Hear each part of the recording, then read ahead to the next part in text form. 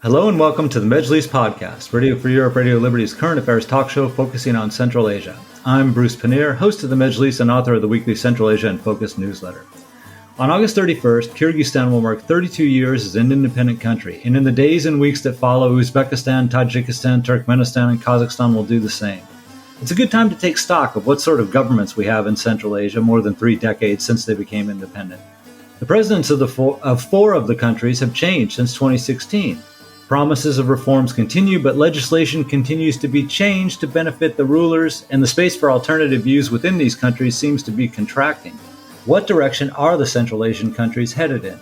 To discuss all this, I am joined by Assel Tutumlu, originally from Kazakhstan, but currently a lecturer at the Department of International Relations and Political Science at Near East University in Nicosia, Cyprus. Luca Anceschi, professor of Central Asian Studies at Glasgow University and author of several books on Central Asia, including Turkmenistan's Foreign Policy, Positive Neutrality, and the Consolidation of the Turkmen Regime. And Alexander Cooley, Clare-Tao Professor of Political Science and Vice Provost at Barnard College, former director of Columbia University's Harriman Institute, and also the author of several of the books on Central Asia, and I'll name Great Games Local Rules, since I have Alex's autograph in my copy. Thank you very much for joining me today. First, we'll look at, are there any true reform processes going on in Central Asia? Or are we seeing what Luca has called authoritarian modernization, simply a reconcentration of power into new hands with the preservation of most of the old system of government that's been rebranded and given a shiny new exterior? Since Kazakh President Kassym-Jomart Tokayev says he's creating a new Kazakhstan, and Uzbek President Shavkat Mirziyoyev says he's also fashioning a new Uzbekistan. Let's start with them. Assel, I'll ask you first. I want you all to comment on this. But Assel, do you see anything changing in Kazakhstan or Uzbekistan's domestic politics? Well, I actually don't really see much changes in the regime. Particularly, I think all Central Asian states have been very much engaged in trying to sustain the stability of their regime. And therefore, we've had very interesting, I think, comparisons between successions, political successions in particular. So each Central Asian state can actually have an own chapter, so to say, on the story of succession. But the motivation behind these stories have been pretty much similar, is to basically sustain the existing framework of political economy, where most of the economic benefit goes through a very small clique within the regime. And politics and economics is very much linked through either family ties, friendship ties, or some kind of informal ties within the elites. But at the same time, we can see that the population has been changing a lot. And there are 3 different things that I think that we need to really consider. And that's what, for me, is new about Central Asia, rather than the kind of a top-down constitutional changes, regime change, and so on. It hasn't really been that different. But instead, what we see is the very much changing political consciousness all over the region, not only with the debates inspired by decolonization and inspired particularly by Russian war in Ukraine, but also kind of growing national consciousness and re-evaluation of histories, not just the family histories, but the histories of the countries and the regions, and appearance of very different narratives throughout. We can see also the kind of a grassroots initiation of local knowledge production that are using very unconventional methods, such as art, for example, protest art, podcasts, talk shows, and so on. And protest in general became kind of a normal communication strategy. I wouldn't say, of course, that it's been normalized yet, but it is indeed a much more frequent display of dissatisfaction in the public sphere, which hasn't actually been happening with this intensity and with these grievances before. So in that sense, I do see a very strong changing public consciousness that is happening. And all of that obviously is compounded by the decreasing quality of life, and really decreasing amount of opportunities, because the elite that controls pretty much most of the financial streams, so to say, is really undermining the availability of opportunities, particularly for young people. And I think this is also has been very much recognized within the society. And we can also talk about the environmental catastrophes and looming environmental doom, so to say, that has been experienced by the most vulnerable people in the region, who are also now recognizing the fact that they do need to have a stronger state and a stronger political say as well. So to me, these social changes are actually much more interesting and visible than the political ones. Okay, Alex, I would like to get your thoughts on that too. Do you see any signs of reform, and are we looking at the only reform being grassroots and nothing from top down? Well, it's an interesting question when you think about what your standard for reform is, right? If we start to use a kind of 1990s ideal post-communist type of transition type of standard, then we run into all sorts of sort of analytical problems, including an obvious, yes, there's a lot of sort of authoritarian continuities, but it's not at all clear that the international dynamics are in any way favorable the way they were before. So I think a few things are going on. Completely agree with the Cell 7, the genuine experimentation at the social level, impetus for sort of change is going on.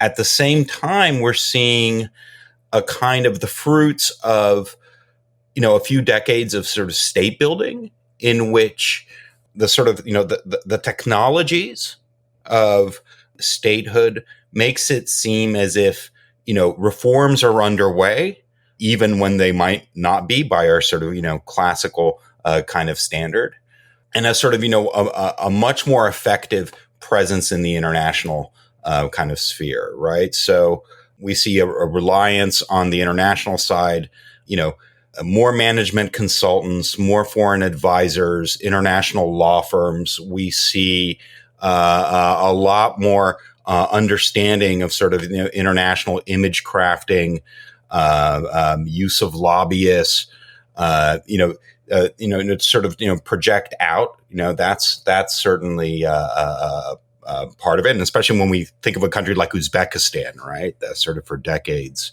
almost took it as a badge of honor. That they didn't care what their international image was, right? So I think that's a big part of this sort of the image crafting, pretend that there's reforms. I think you're seeing also a very savvy understanding of technologies, digital technologies, social media, the ability to manipulate, the ability to shut off in times of sort of high stakes, and I think this is being pioneered and perfected. And one of the uses that this has been put up is in being able to sort of identify and trigger sort of going after possible threats, both within the country and outside, right? So then this relates to this sort of other kind of authoritarian innovation that we've seen, especially over the last 15 years, which is sort of, the growth of sort of transnational repression and the extraterritorial reach of all these governments, right? And the way that they've really become adept at doing that. So I would say sort of, the technological savviness in addition to sort of the image crafting is a second area. And this leads to what I think is a real kind of paradox. And you mentioned this, earlier offline. I've been thinking about, the justification for Central Asian authoritarianism used to be the preservation of stability. Yeah. Like, we have stable governments. We don't want color revolutions. We don't want, social unrest. We don't want mass protests. To us, this isn't progress, isn't democracy. This is sort of a standard line. But what you've actually seen in the last couple of years is enormous instability, right? By any sort of marker, right? And what have you seen what happened? The events last year in Uzbekistan, last summer, last January events in Kazakhstan, the clash between Tajikistan and Kyrgyzstan, on the border, displacement of hundreds of thousands of people. I mean, this is like, the definition of instability. And yet somehow, instability in and of itself is no longer the kind of currency that was used, right? The sort of justification. Something very interesting is going on, right? Better images, better technological controls, more international deference, right, to what's going on sort of domestically, yet more sort of instability. And that, all of those ingredients right now, I think, make it quite fascinating, but, depressing for those who really do care about the potential for reform in the countries.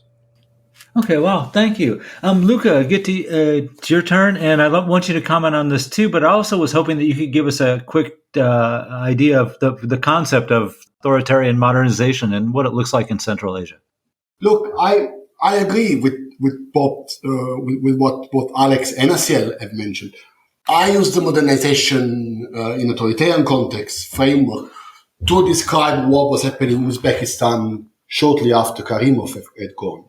So it seemed to me that the president, Mirziyoyev, wanted to have a very controlled opening in the economic realm without really liberalizing at all the political scene. So this is not even what Nazarbayev used to say, politics later and economic first. He was economic only.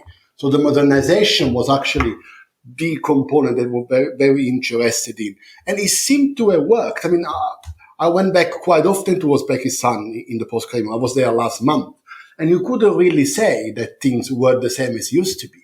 But what has happened is that now the government has acquired the control, the monopoly of what can be labeled new and what can be labeled old without really changing anything.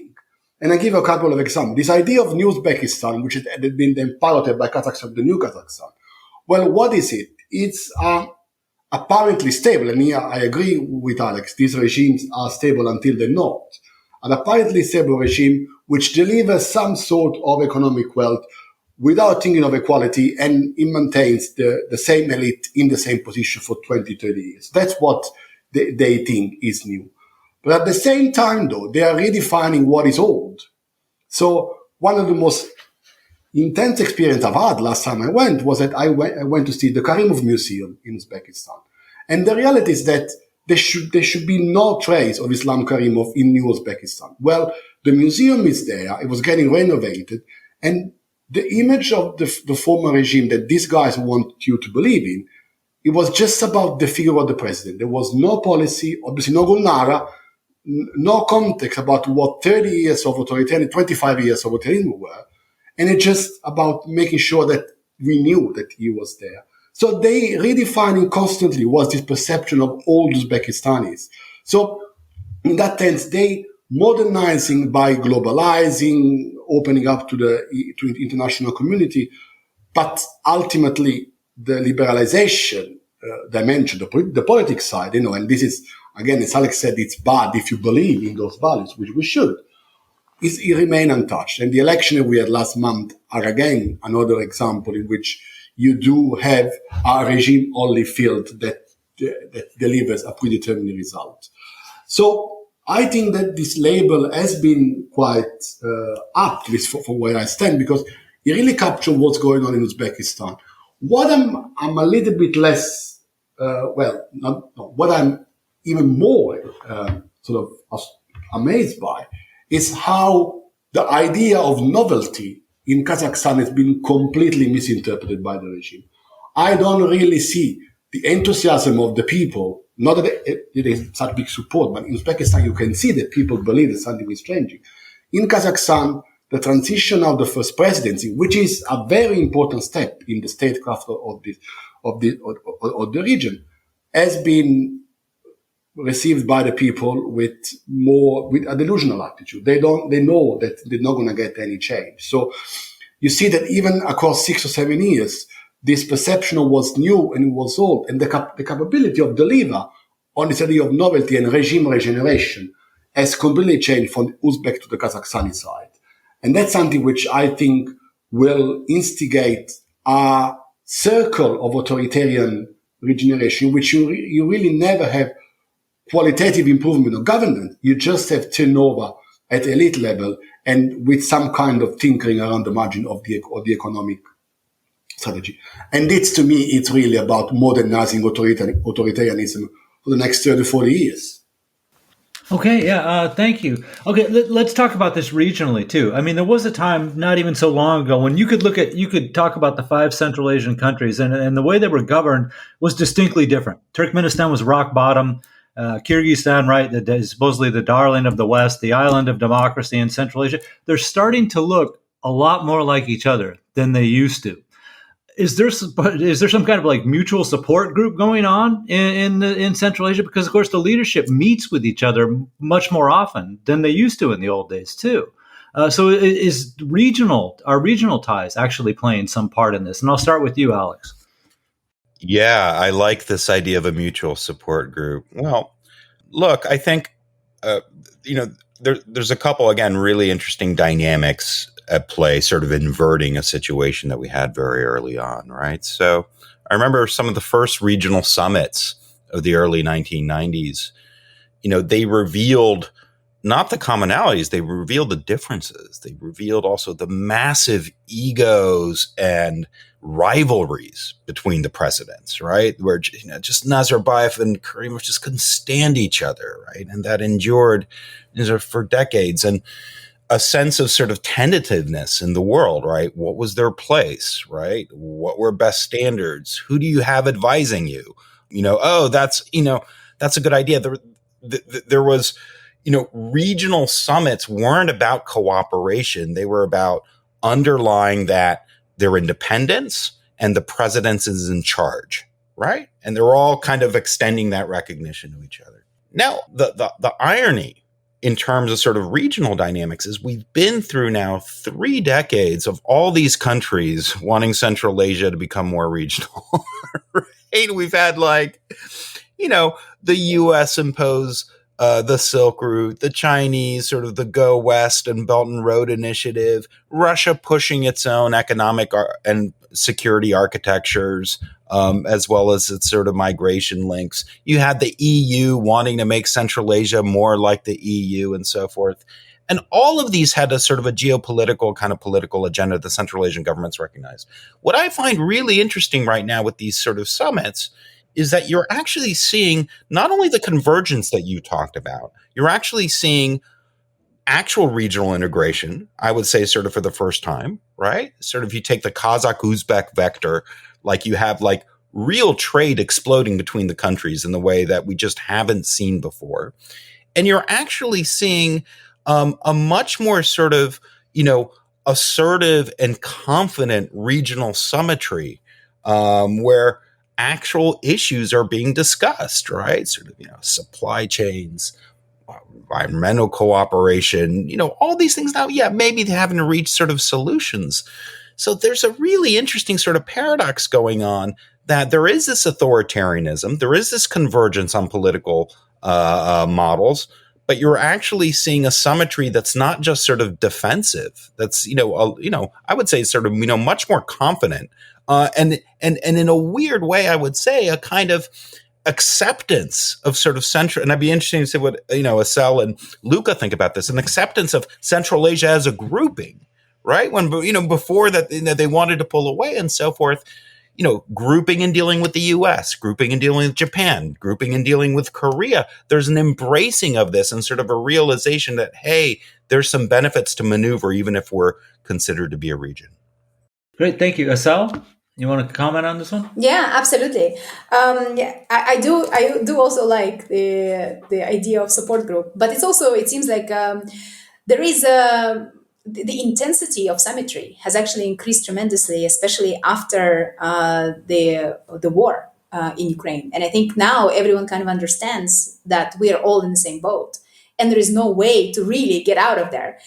So that's why I think we see the supply chains on the agenda. That's why we see very confident symmetry and a lot of meetings and calls as well, both bilaterally and multilaterally. trying to basically get Central Asia out into as many different fora as possible.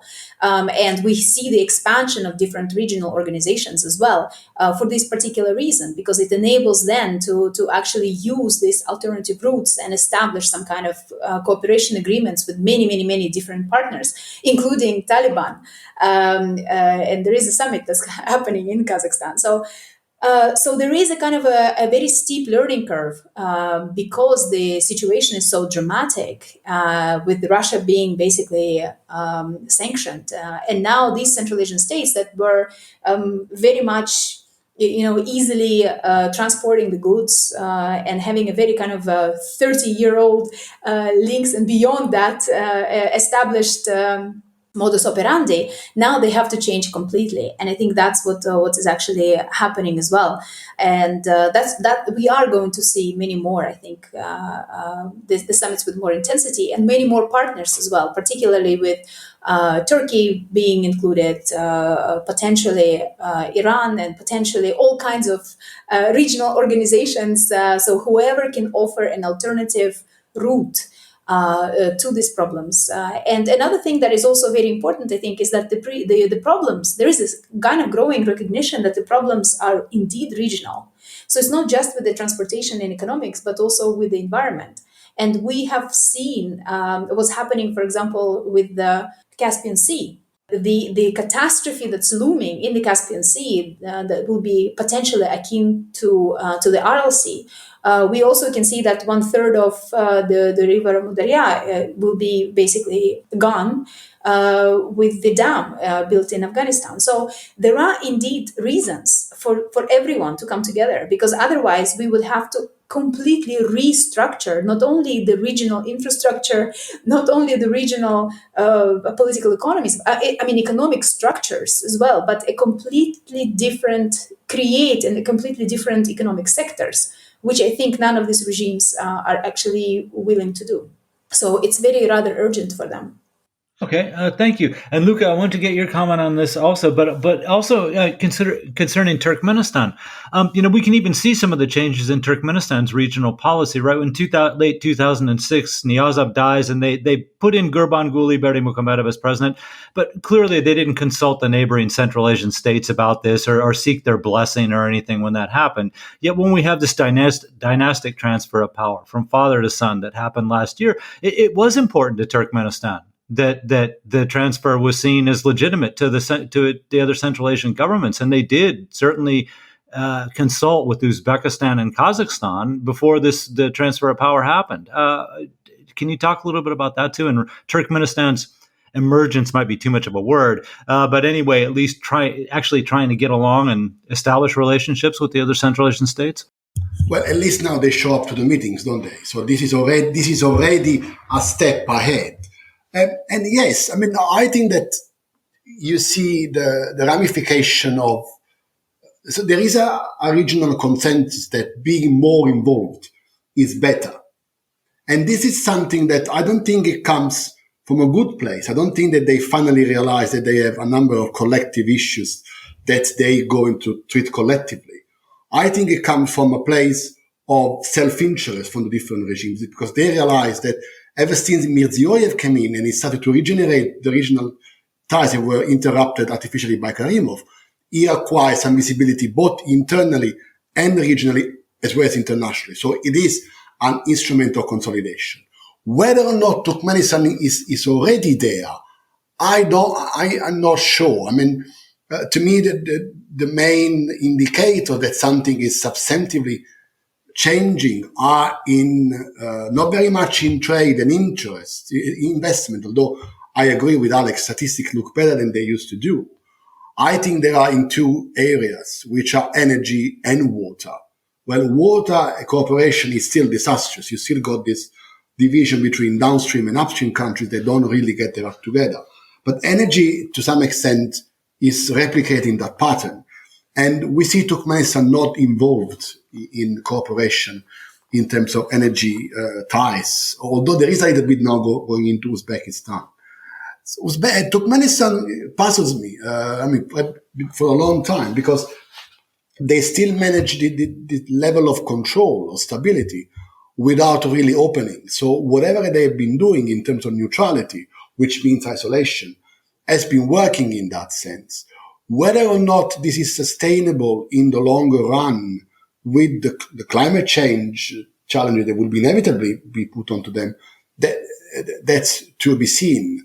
Although you were right in mentioning that there has been a change at the Guardian, with the president giving the post to his son, but the foreign minister is the same for now 25 years, something like that. Meredov is there for a long time, which means that there are pockets of the elite that do maintain some kind of straight direction in certain sensitive policy areas.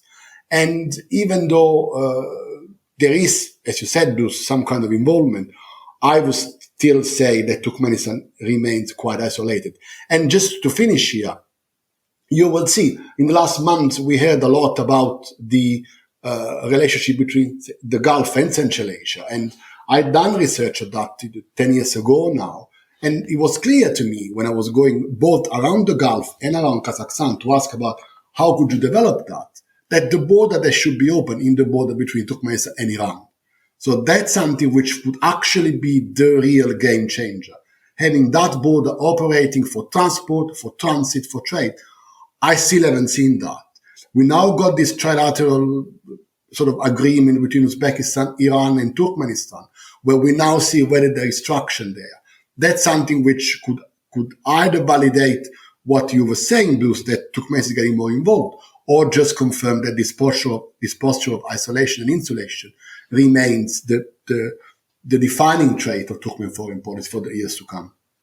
Okay, thank you. And a reminder, we're talking about Central Asian governments 32 years after independence, where they are right now in terms of their policies and what direction they're taking their countries in. And my guests are Luca Anceschi, professor of Central Asian Studies at Glasgow University and author of several books on Central Asia, including Turkmenistan's Foreign Policy, Positive Neutrality, and the Consolidation of Turkmen Regime. Alexander Cooley, Clertal Professor of Political Science and Vice Provost at Barnard College, also former director of Columbia University's Harriman Institute, and the author of many, many books on Central Asia himself, and Assel Tutumlu, originally from Kazakhstan, but currently a lecturer at the Department of International Relations and Political Science at the Near East University in Nicosia, Cyprus. Thank you all for being here again. Luca, let's come back to you on this one. Okay, the directions the countries are taking in, and let's talk about what's happened since Russia launched its full-scale war on Ukraine in February 2022. What outside influences do you see, outside actors that are kind of influencing the Central Asian government's policies, or providing some kind of support for the policies that the Central Asian governments wish to implement in their countries? I think we need to be realistic about the options that are available to the Central Asian states internationally. This is not, the geography of the place is quite tough. They don't have like Ukraine that chose between, before Russia and the West. They're not located in a place where they're surrounded by states that can have a positive influence of them. So really, they have to try to strike a balance in which they can't be seen too close to Russia, or they can be to go too far away. So I have been talking about the pursuit of the right distance with Russia. And it seemed to me that they're doing that quite all right. So they've been, it's a very unfortunate position to be, because Eurasia's geopolitics are going more and more polarized. The discourse going back to Cold War times.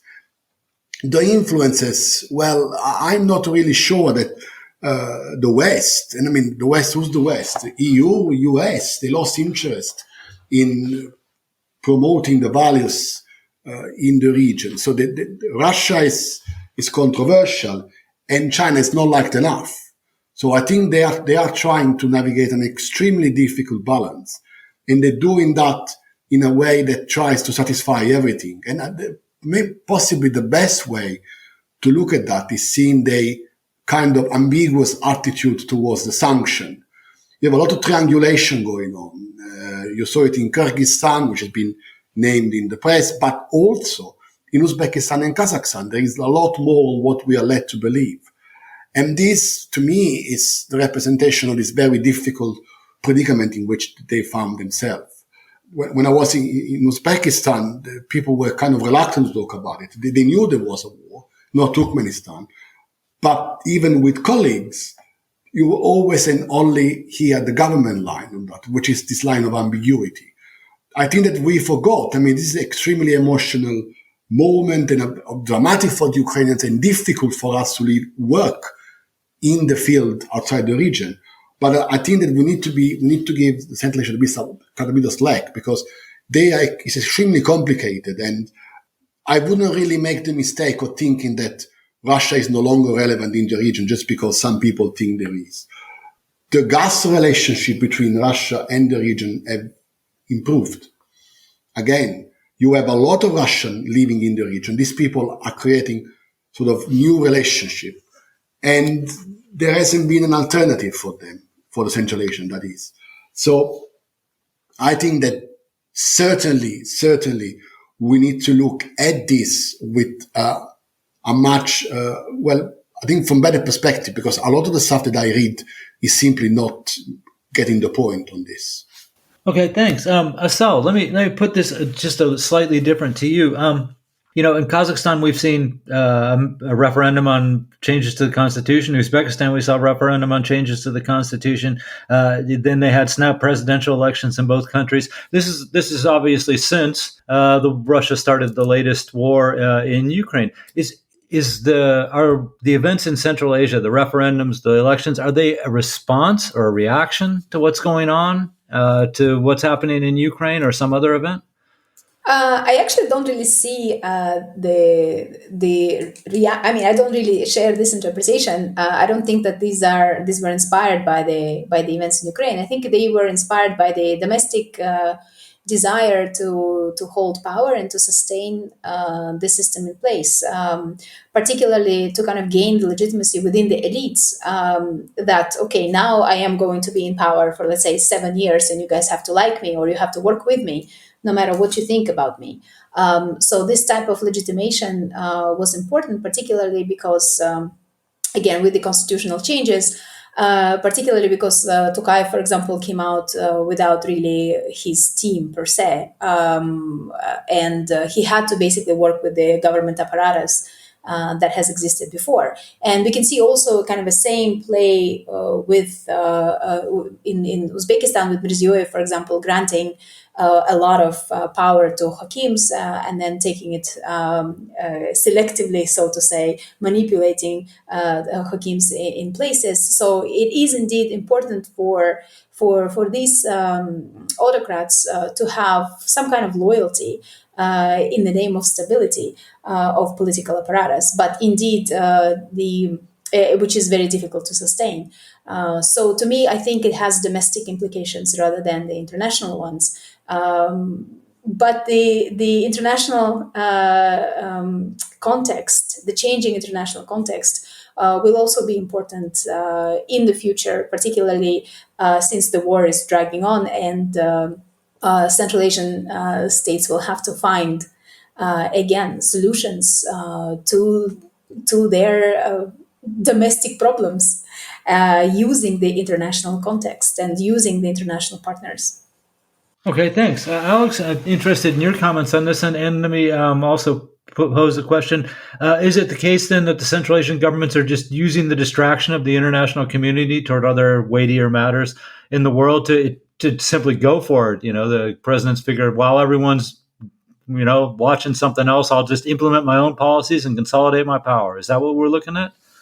I don't think the relationship is that direct. I do think the war has done a few things. And, I think it's absolutely understandable to feel solidarity with Ukraine and to sort of make the criticism, as many scholars and analysts did, that in the run up to the war, we viewed Ukraine through Russian lenses. And that was a mistake. Yeah, I think that's a perfectly valid analytical criticism.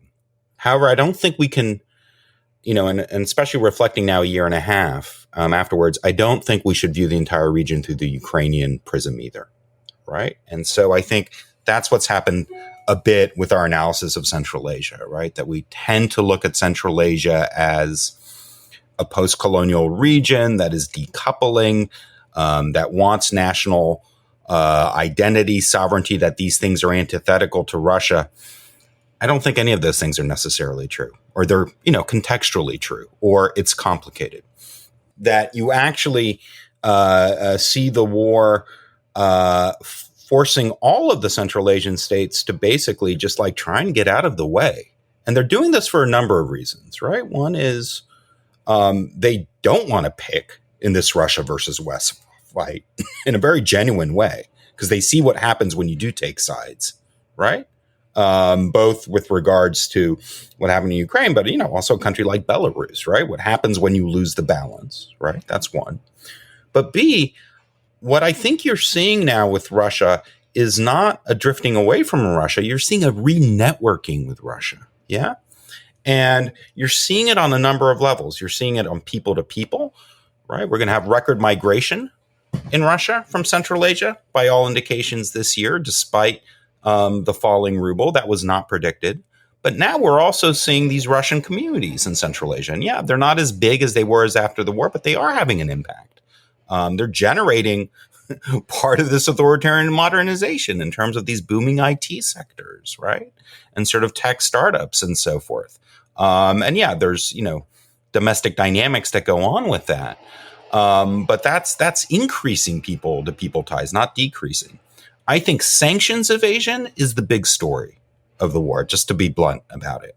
And what is sanctions evasion based on? Well, on the one hand, it's based on kind of a history and pattern informal political economy of sort of arbitrage and brokerage and evasion, right? Kyrgyzstan was the re-export hub of the entire region, the world, for sort of 10 years, brokering its place in the WTO versus sort of the customs union back then. You're just reinvigorating this, right? In terms of sort of sanctions evasions and all of the techniques for sort of camouflaging. At the same time, you are seeing that a regional legal structure matters, right? For the longest time, we in the West said, this Eurasian Economic Union is nothing. It's, it's a paper tiger. It's all this. Well, no, it is something, because it offers the legal framework to then start setting up the apparatus that can be sort of repurposed. And, the West can name and shame, as it did like the last few weeks, some of these Kyrgyz companies and also some Uzbek companies. But the threat to impose secondary sanctions just simply isn't credible, right? If you ask the Central Asian governments, you're going to have to choose between the Russian market and the U.S. market. I mean, that's not a choice, right? So you're also seeing the limits of Western influence and these tools in Central Asia. And this is a dynamic that's also being replayed in places, across the sort of global South, right? Steer clear of it. Yes, a lot of sympathy for Ukraine, a lot of fear of Russia, but that doesn't translate to the kind of, I think, kind of clear policy opposition to the war criticism that we thought we were going to see in the first few weeks. And so I think, we really need to be careful about the kinds of lenses that we put on the region in response. To me, one of the most telling aspects of this was the Kazakh government getting behind the Chinese peace plan, right? The first country to sort of buy it. Why is that? This is obviously signaling from Beijing. It's not a real peace plan, but, it's a signal that, we're not taking sides and, we understand sort of changing power dynamics in the world. Now, that doesn't mean they don't want good ties with the West, with the US and the EU, but think of it from their perspective. They already have the US and the EU courting them. They already have their summits with Japan and Korea. So, and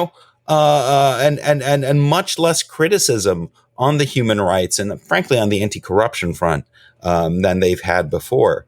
So yes, the war has put everyone in the region. The regional ripple effects have been very difficult, but I see it as reconstituting ties with Russia and with the region as opposed to breaking them.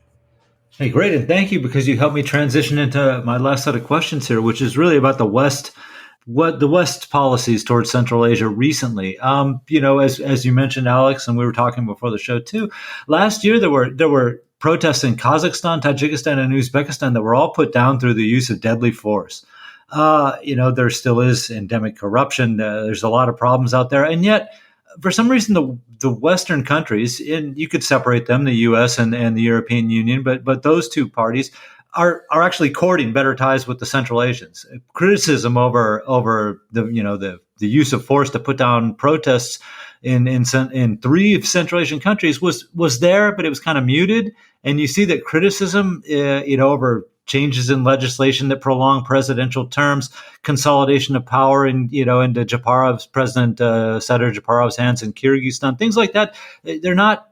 They're just not getting the same kind of reaction they would have 20 or 30 years ago from some of these Western governments. So in some ways, is this policy kind of encouraging the Central Asians to since they're not getting any serious flack from it, why not implement these policies that consolidate their own power? Do you see it like that? Assel, I'll start with you. Thank you so much, Bruce. Well, basically, I think there is a certain understanding, or at least now Central Asian regimes became more vocal in criticizing the West as well, in having no legitimacy. So they're easily pulling out different cases where they would say, well, but remember, for example, Guantanamo, or remember the police brutality, remember this and that. And that has been a very kind of interesting weapon that has been used to basically show that you guys have basically no right to tell us what to do. And also there is a very strong understanding that politics will be dominating over human rights agenda. And that happens not only at the very kind of top of the government, at the level of diplomacy, but also in terms of the understanding by international organizations and various local and international NGOs that work in the region, where people have been actually understanding, for example, why certain NGOs would work on this issue and not necessarily on another, and why would they, for example, have hired this consultant and not another. So these type of stories, a kind of a dissatisfaction with the between the mandate, let's say, and what has been done in practice, have been very dominant. So there is a kind of a very strong dissatisfaction with whole Western agenda that was based and rooted in liberal values and so on. So I would basically say that for the West it's no longer relevant. And another reason I think, and here I may disagree with Luca about with Alex about the post-colonial condition and the Ukraine lens. I think it's very much what we can see is a lot more spaces for independent decision-making power, both in foreign policy and domestically. And these spaces may be related to the fact that they've mastered, for example, the international institutional policy making process. They have actually access to different key decision makers, and they have hired and have been hiring throughout the 30 years a whole bunch of PR agencies and K Street consultants and so on. But the idea here is that right now it really, with the kind of Central Asian regimes have a lot more space, I feel like, to talk and to raise different issues, and to also have space not only to talk back, but to basically effectively relate their interests and implement them in practice.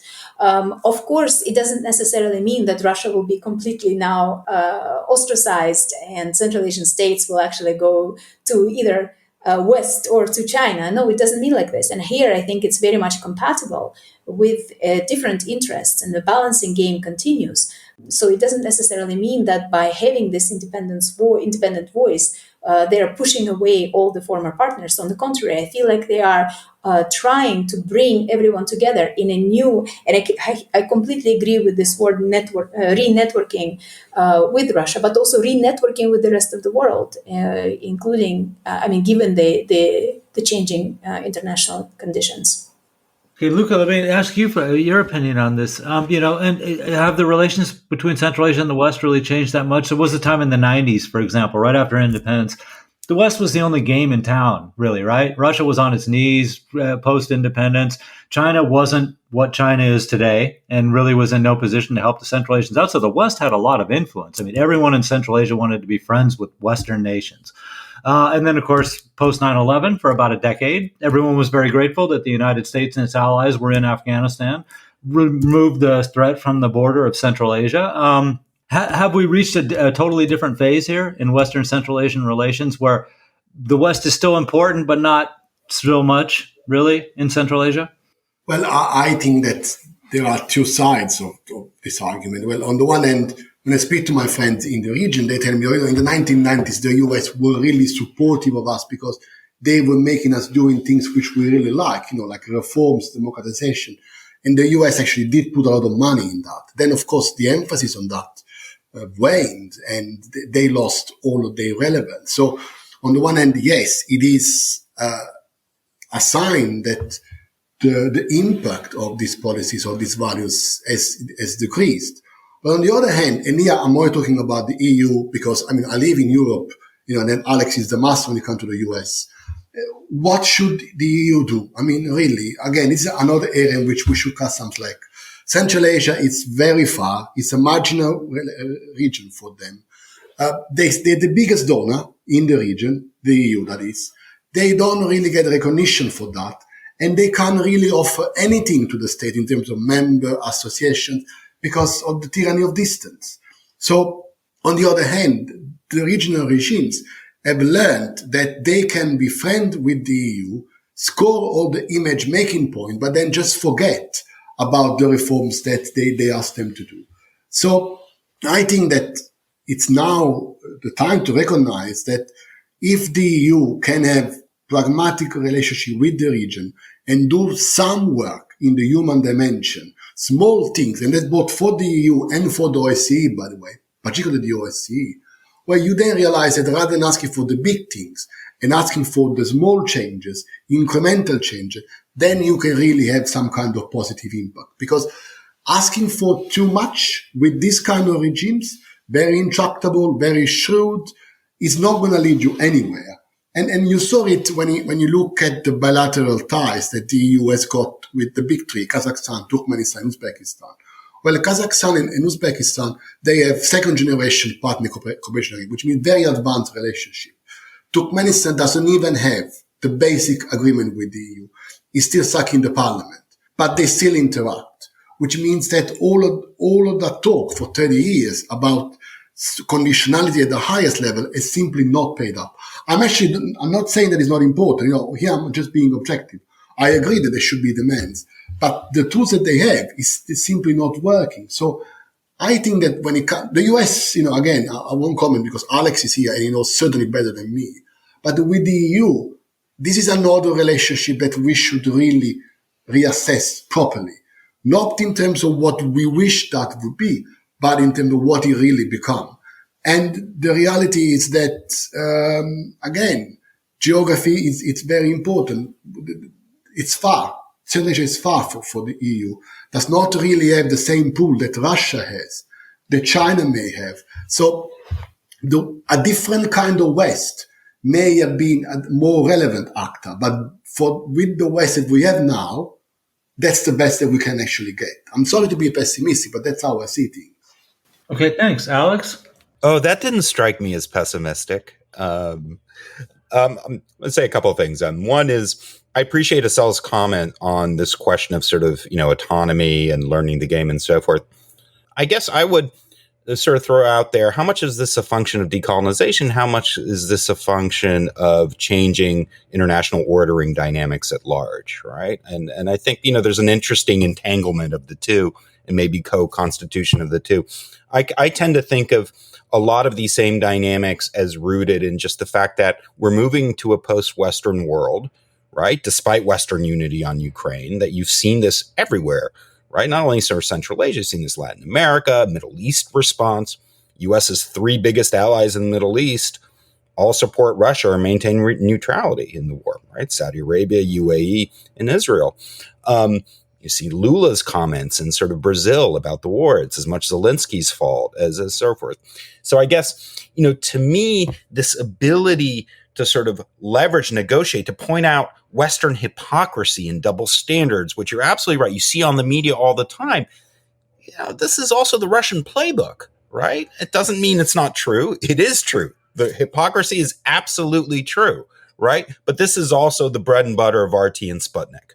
Right? This kind of like relentless sort of piling on about, split screens, Guantanamo and so forth. So a couple of things are going on, right? The West is no longer the major provider of public goods in the region. It was in the 90s, but now if you need a loan, you don't have to go to the IMF, right? You can go to Chinese Development Bank, you can go to Turkey, you can go to the Gulf, right? Lots of sources of public finance and lots of alternative, either illiberal or non-liberal values too, right? That you don't have to take this sort of standing up. In terms of, the actual, influence of the U.S., look, like the U.S. has always viewed Central Asia instrumentally, always, with the exception of the 1990s. But even then, right, the sort of strengthening sovereignty and security was code word of like anyone but Russia, right? Back then, we liked Chinese investment. We tried to get China more involved because it was anyone but Russia. 9/11 changes fundamentally the strategic equation. But again, Central Asia is only relevant in terms of its security cooperation and its logistics vis-a-vis sort of the Afghan campaign. And yes, it does give the U.S. some leverage. And Bruce, we've talked about this so much in the past, sort of, U.S. military presence, did it enhance or undermine liberal values? I mean, I think it set a spotlight on what the U.S. was doing, right? Including its sort of hypocrisy. Now you don't even have that, right? What do you have? Pompeo tried the anti-China thing, right? Where he went to Central Asia and said, look, you have to reject the Chinese, and Central Asian officials are like, you're crazy, right?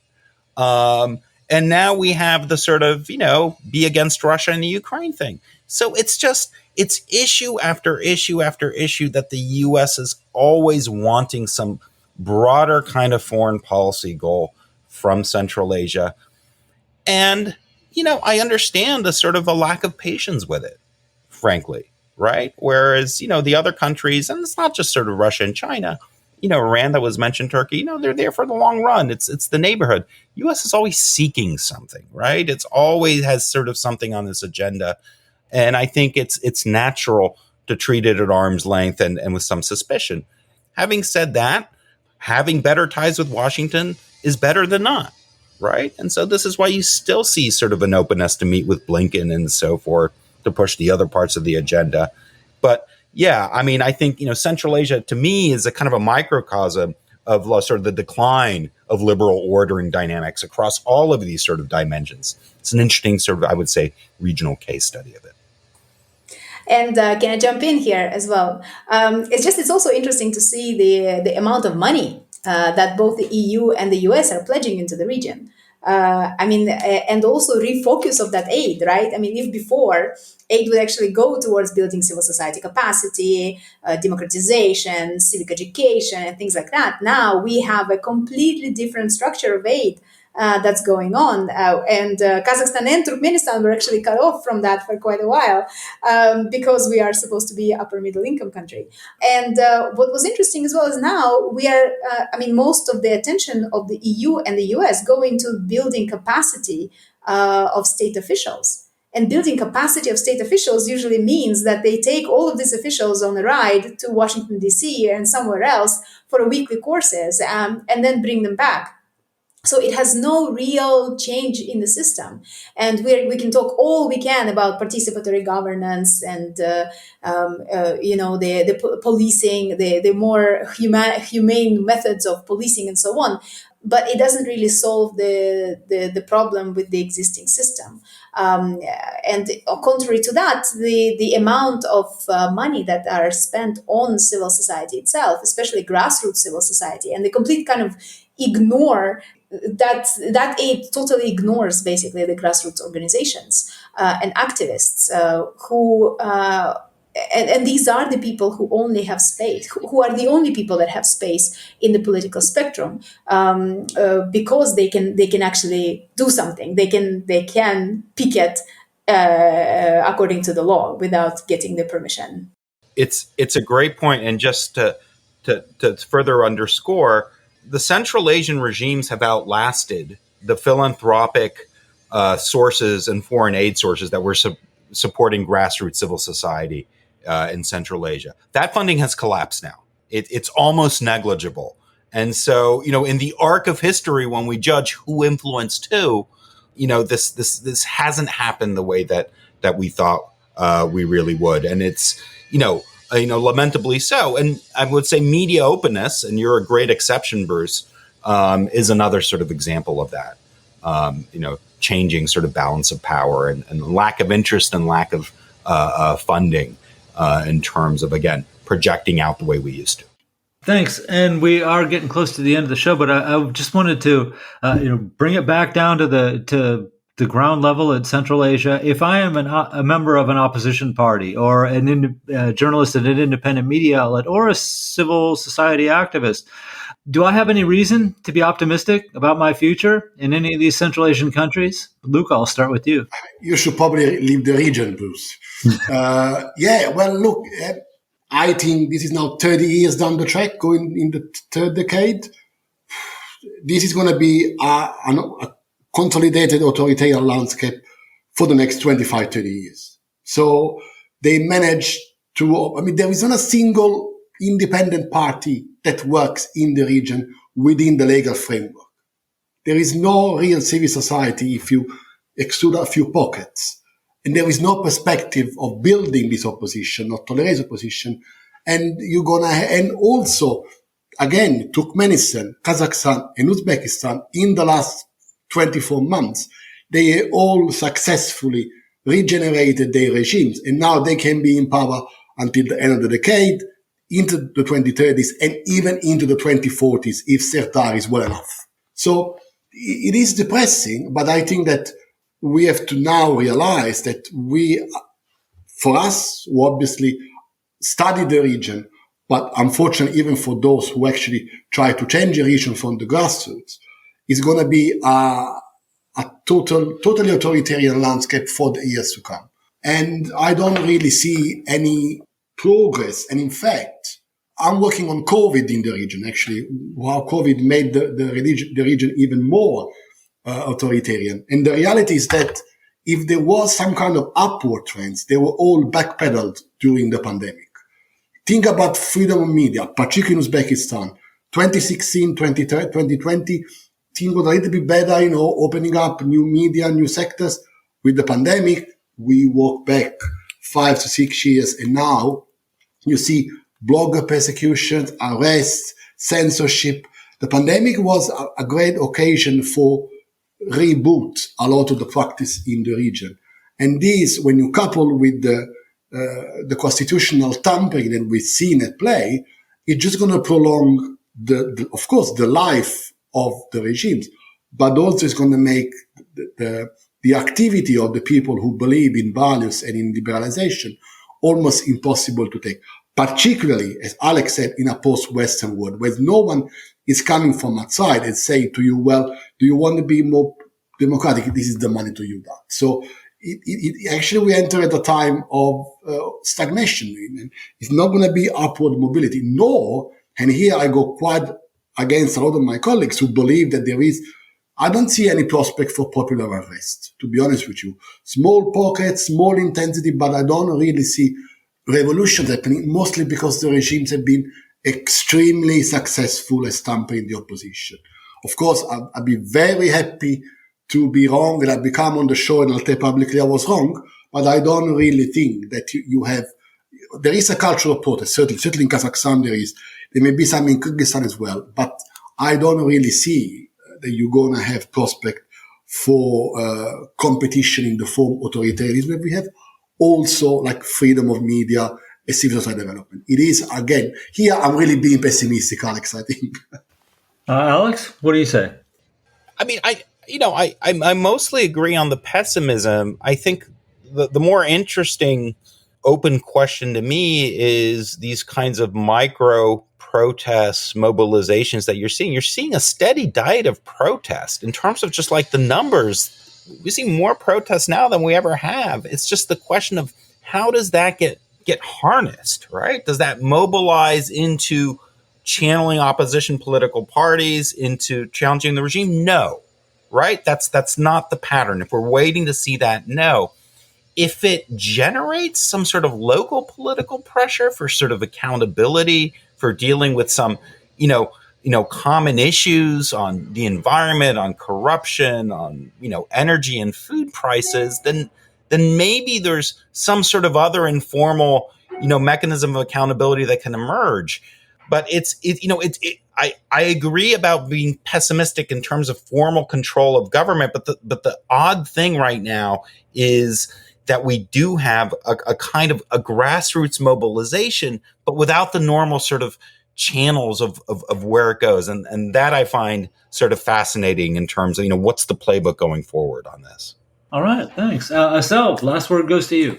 I'm actually more optimistic. And the reason why, I'm just going to tell you, because I think for the past 30 years, most of the Central Asian states were very much interested in building regimes rather than states. And I think if we really separate kind of regime building from state building, we can see very interesting dynamics where the state building has been so neglected that, for example, and we've seen it this winter, we've seen it this summer, with, for example, Bishkek and Astana being out of water.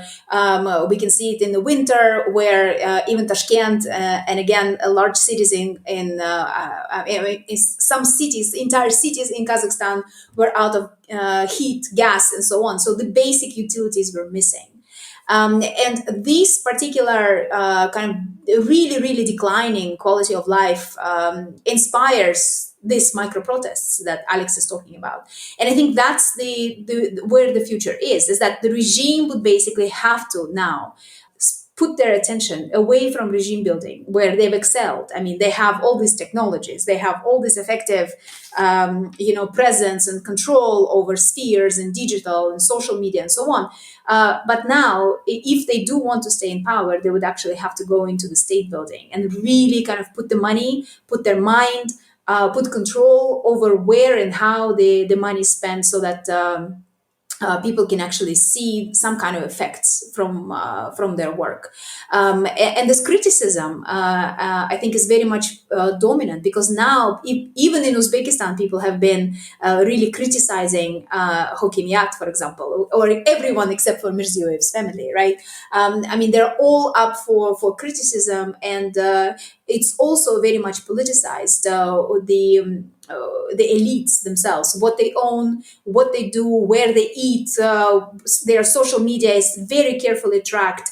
So everyone basically watches. And I think this particular attention is very much visible and felt by the elites that, well, now they have to basically change the attention to the people, and therefore provide the basic utilities at least. So that's where I see the kind of an opening, where as quality of life increases among the people, the participation in policies and politics is going to increase. Not only by the pensioners, so to say, and young people, but also the people of the middle age that will then go with the kids or with the entire families to protest, to write various petitions and be much more politically connected. And I think that's where I see the promise. And I hope that we are not going to see the staunch authoritarianism a la China, but we are going to see a much more kind of a softer regime, listening, so to say, state that does have this type of communication with the population, solving their problems and being very responsive, if, of course, they want to stay in power.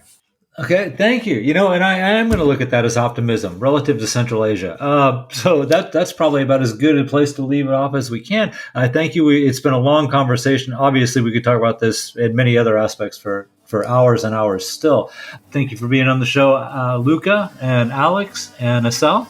I appreciate it. And a big thank you, as always, to Nathan Shoemaker, our Medjlis podcast producer in Washington, D.C., and a reminder, you can subscribe to the Medjlis podcast or the Central Asian Focus newsletter by visiting RFARL's website at rfarl.org. Thanks, and we'll be back next week. Bye-bye.